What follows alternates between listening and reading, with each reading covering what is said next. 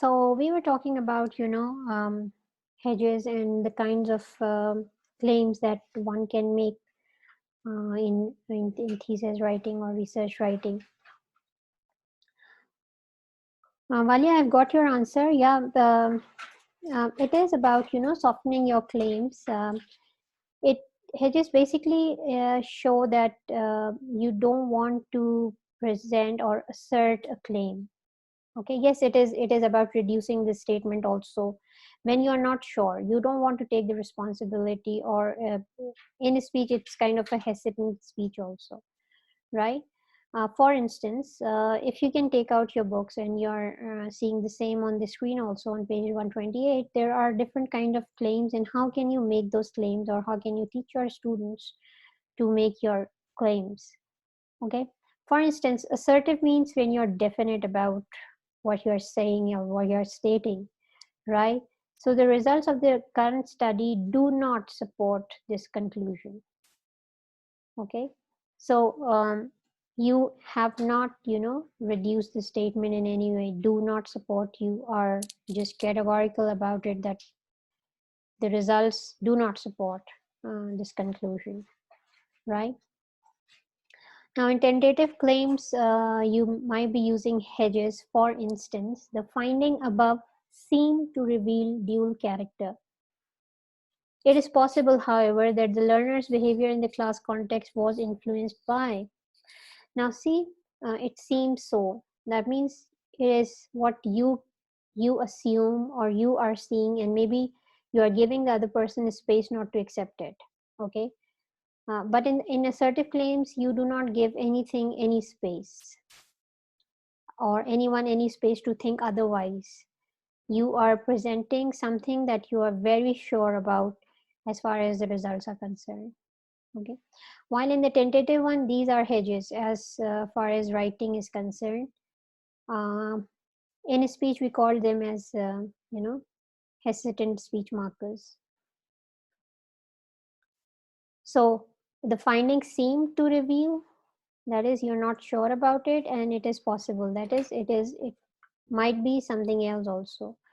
You are not exactly sure. So these are the examples of hedges, right? And these are the different ways in which you can present your claims, right? So if a person does not know how to present different kinds of claims, so he would always be assertive, okay, which doesn't go well with something as formal as research writing, right? Because with few of the results you agree, with others you do not agree, with some you are sure about, right? So you need to have the language capacity, or the students you are teaching as ESP teacher or ESP instructor, or someone who has developed material for them. You need to enrich their language so that they have options to present their ideas. Whatever they want to say, they can exactly say that with the help of language. Okay. Now, how do you know that you need to teach them how to claim or how to present their claims? This comes to you through your investigation of the needs, right? So, and how did you investigate the needs? We already said that it was an unusual kind of needs analysis because of the two major reasons, and there were many. Because people were coming from different disciplines, and then there are different sections, and different people were interested in attending the workshop on different days for different sections. All of them were not attending the full-fledged workshop for all the days, 5 days or 3 days, whatever they were. So so this needs analysis actually was done through the genre analysis. Okay, now you can read about genre analysis, it's in the initial part of this book, but basically genre analysis refers to analyzing one kind of writing. And here, while we would be doing material development, we would see that the teacher has brought samples from the published research works, okay, of different disciplines, which the students and the teacher would analyze.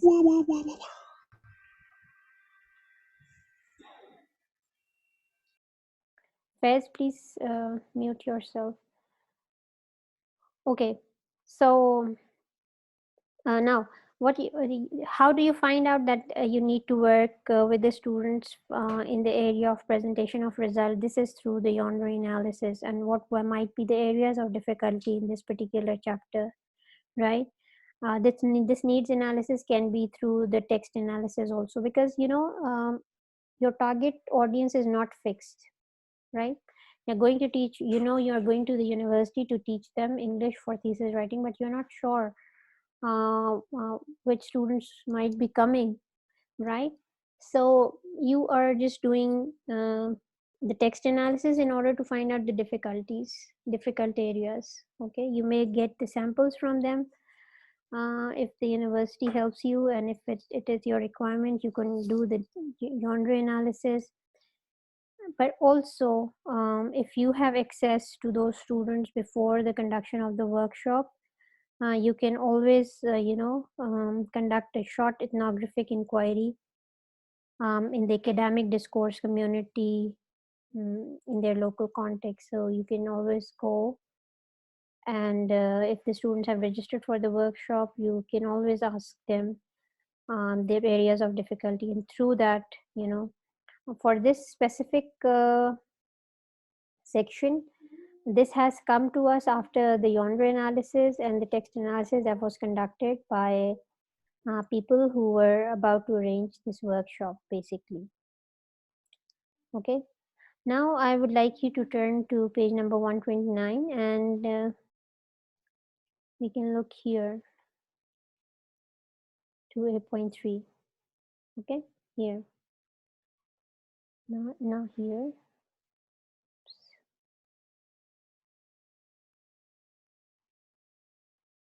Here.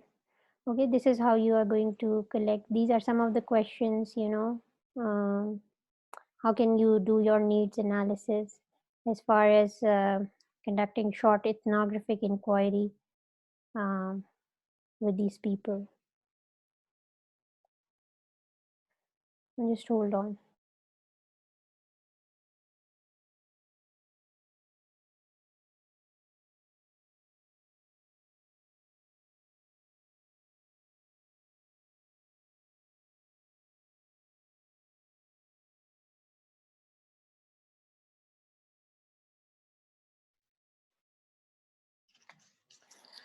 So guys, how do you conduct these interviews? While you are doing your needs analysis or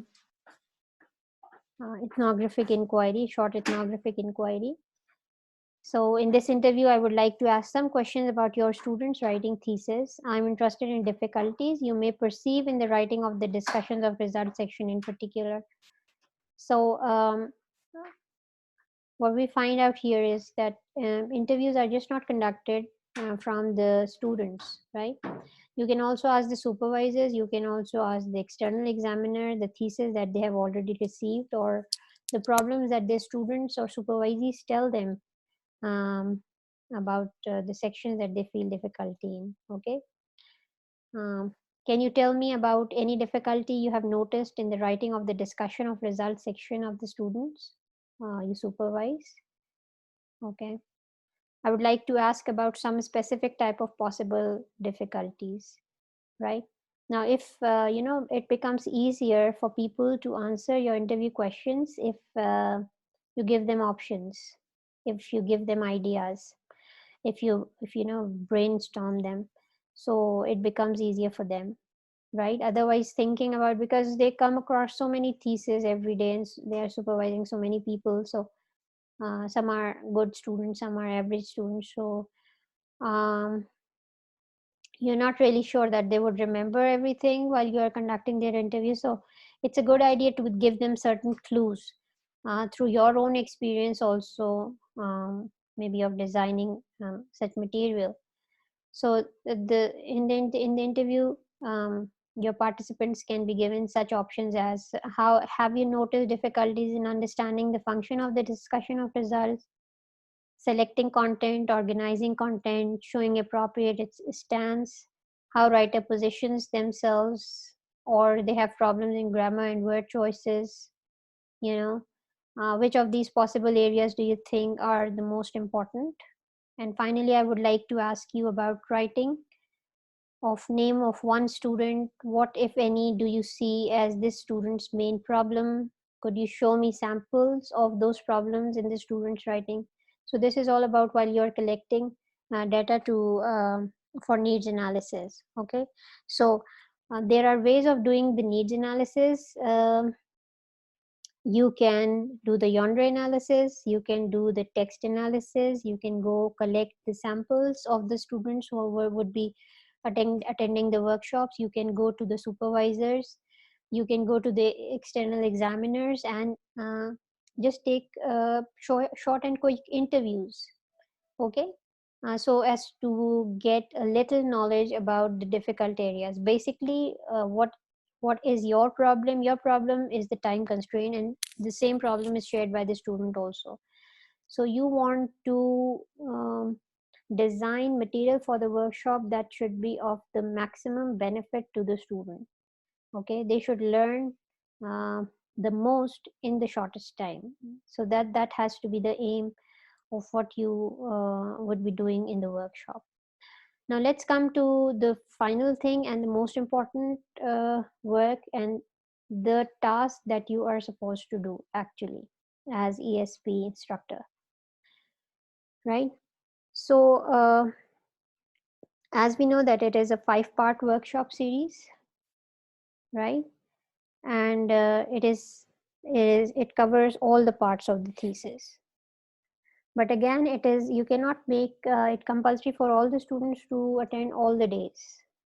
Again, you have to keep in mind that they are doing a lot of things at the end of the semester. So wherever they would feel difficulty, they would come especially on that day. For instance, if they have difficulty in the presentation of results, so they would come on that particular day when this topic is under discussion. If they have problem with literature review or putting the questions, research questions, or converting them to to hypothesis, writing down the objectives, statement of the problem. So there are a lot of things that needs to be taught, and you might not be teaching many things through your needs analysis. You would be selecting areas within an area.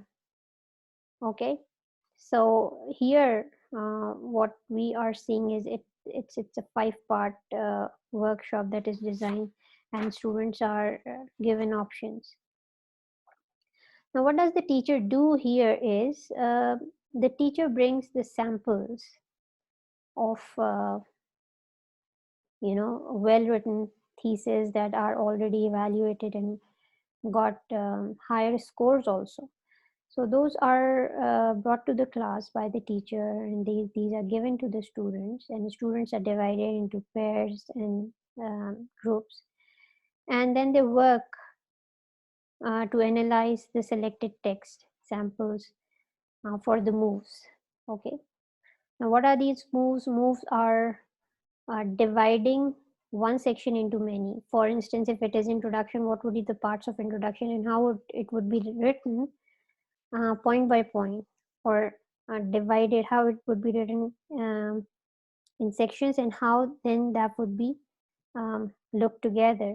Okay, so they would be analyzing and they would be dividing the sample into arguments. Okay, they would be making it simpler, and then they would be talking about what moves or what can be done about it. The teacher identifies and she describes the language features also, which section needs what kind of a language or phrases or vocabulary, active voice or passive voice, whatever might be the demand of that particular section, right? If I would like to show you what is meant by moves, when we say that they analyze the work, the selected samples for the moves. Moves are what is actually done. When you are analyzing something, you are breaking it down to understand it. For instance, here on page number 127, you can see the moves. Okay, how background information is provided, right? The background information is provided through the restatement of aims, research question, hypothesis, key published work, research methodological approaches. Okay. Statement of how the statement of result is written, restatement of key results, right?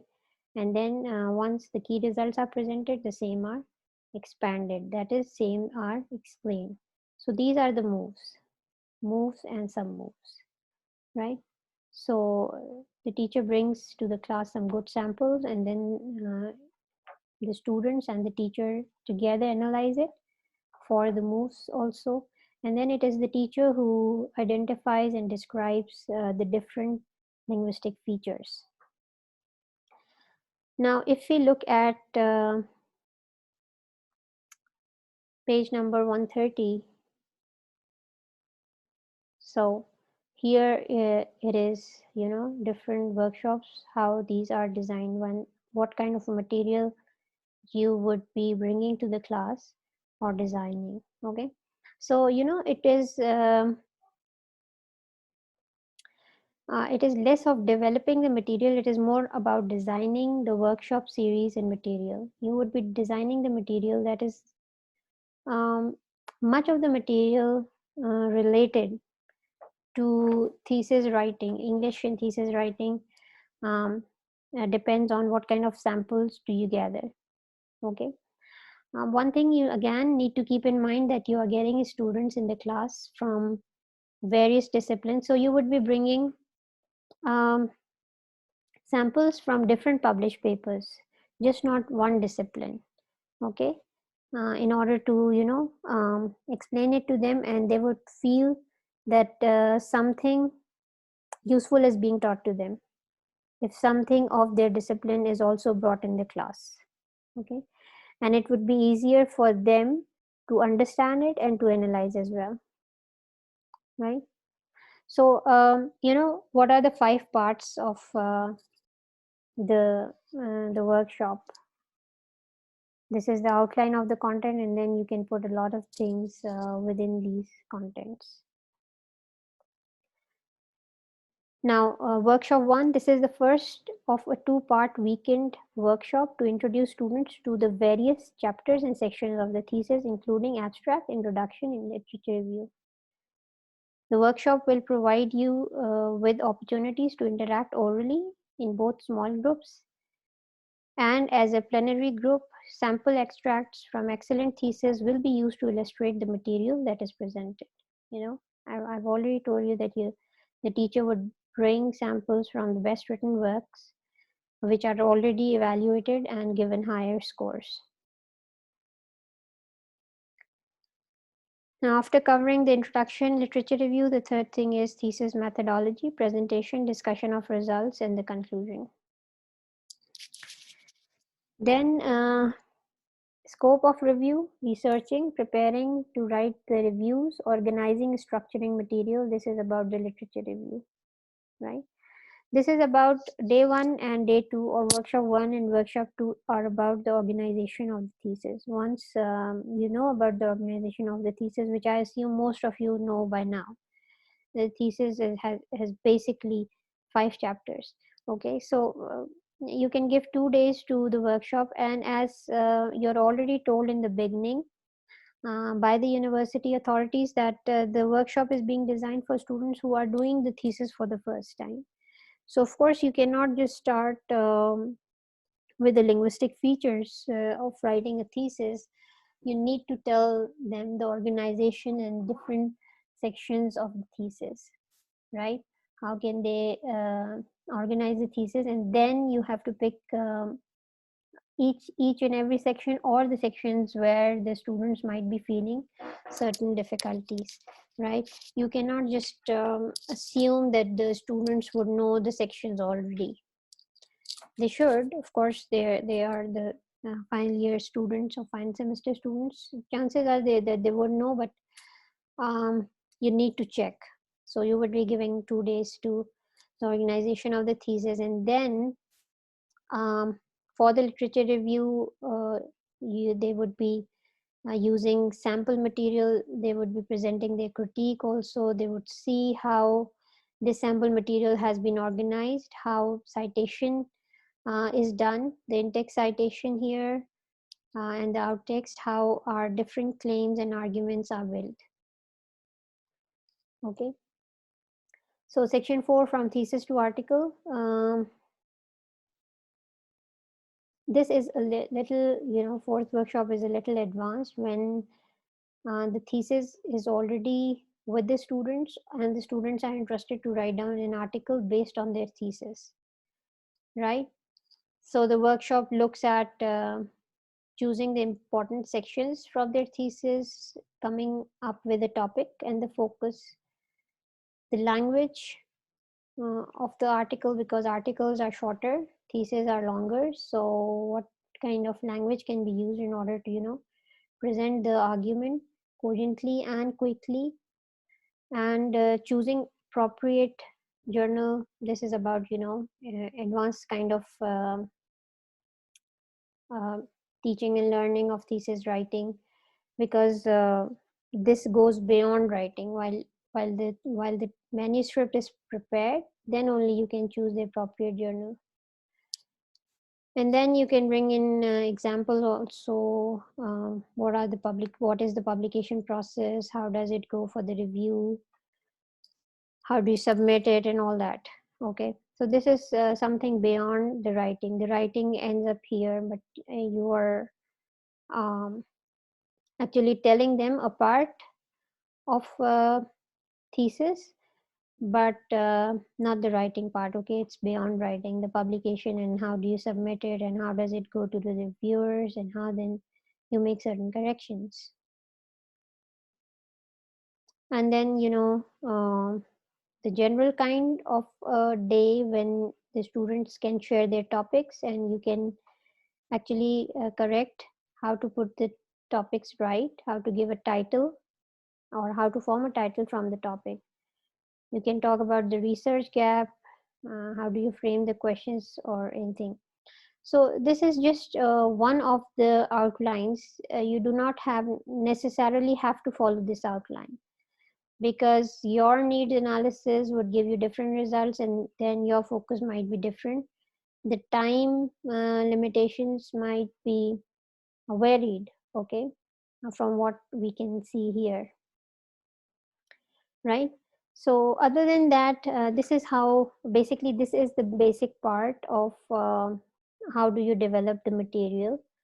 Okay, now other than that, here is the actual material.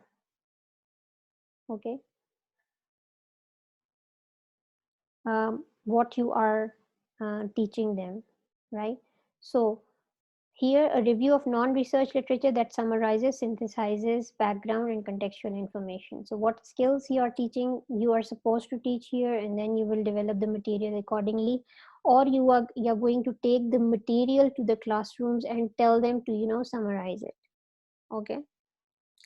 While I was teaching research to the undergrad students, years ago, I would always give them research articles. After teaching, of course, the main aspects of the research, they would be working on the research article for their assignments and even on their exam day also.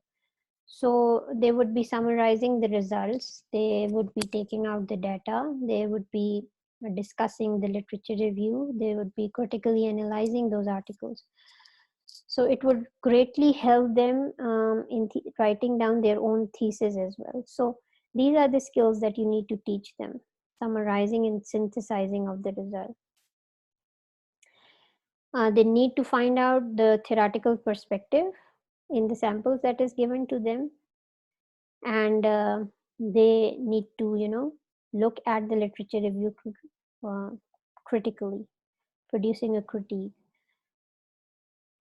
They would be talking about the gaps in a research, or what gaps are covered in a research.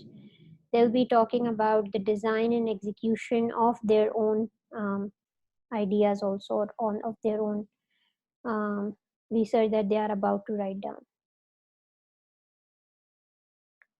So this is the organizational options of literature review only. You can tell them that they can write the literature review according to the theme. They can combine similar themes, or they can combine similar topics. They have to write a review related to the questions, variables.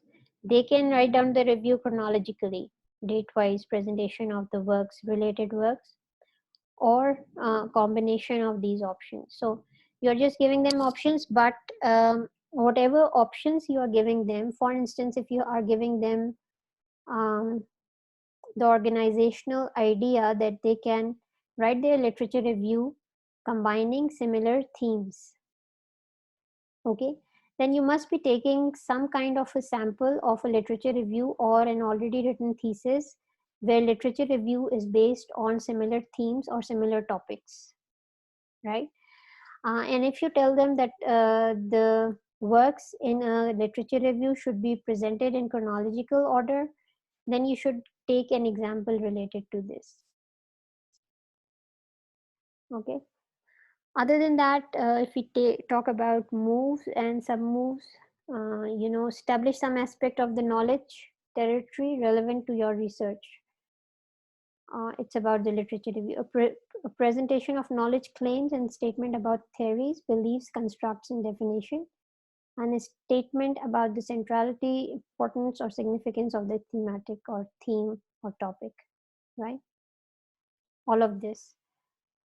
So these are some other topics that needs to be taught to the students. Okay, that is creating a gap in knowledge, critique of knowledge, claims, issues, problems associated, all of that.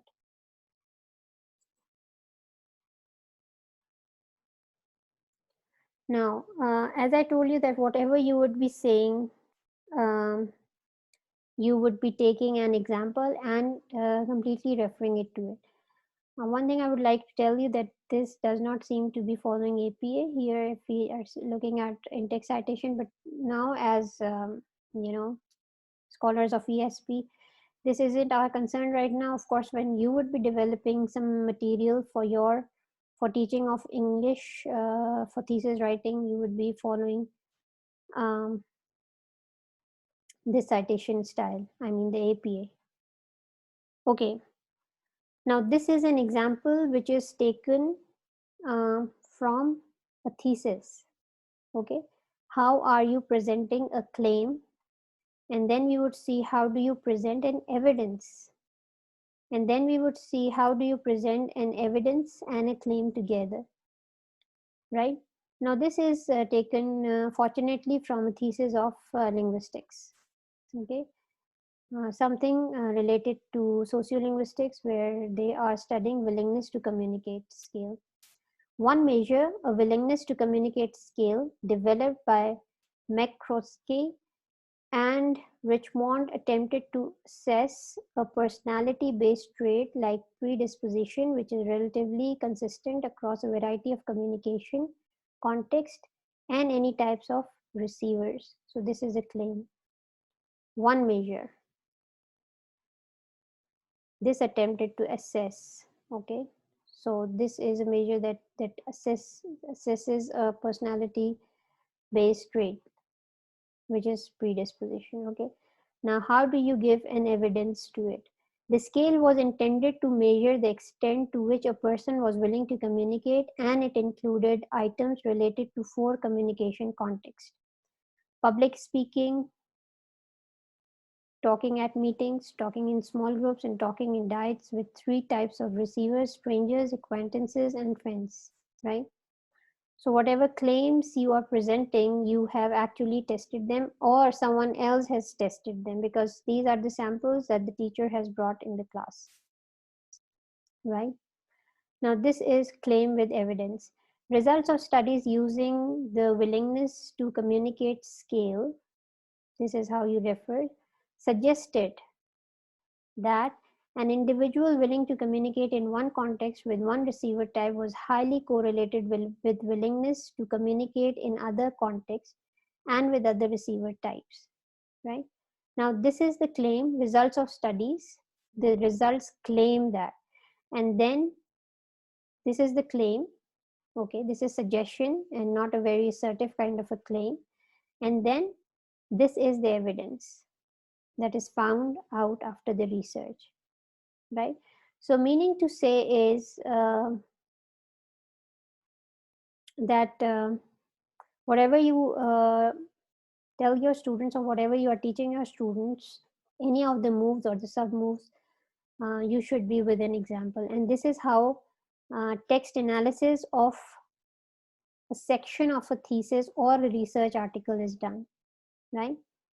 As you are conducting a workshop, so the chances are it would be better that you take the articles to the classrooms. Okay, theses are longer, but the same thesis can be presented in the form of articles, and articles are readily available also. So how the theses are evaluated, you need to tell the students that your thesis would be evaluated on the following rubrics maybe, so they would clarify it. Now the linguistic strategies that you should be teaching them is hedges. Okay, and examples of hedges is may, might, possibly, as I told you that, that's not, if you are not sure, you use hedges. Then there are boosters, certainty about statement, clearly, definitely, without doubt. Attitude markers, interestingly, surprisingly, unfortunately. Engagement markers, as you can see, you will have noted that consider whether, you know, this is to build a relationship with the readers. So all of these strategies should be taught to the research students in order to give them freedom and option to write down. They should not feel themselves constrained or restricted in their expressions.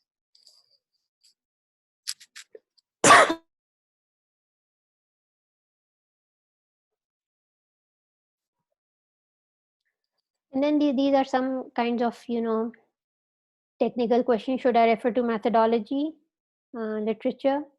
In my literature review, that really depends how the supervisor or the demands of the university might be. So with this, we come to the end of our syllabus of ESP, right? I'll just put the recording to hold.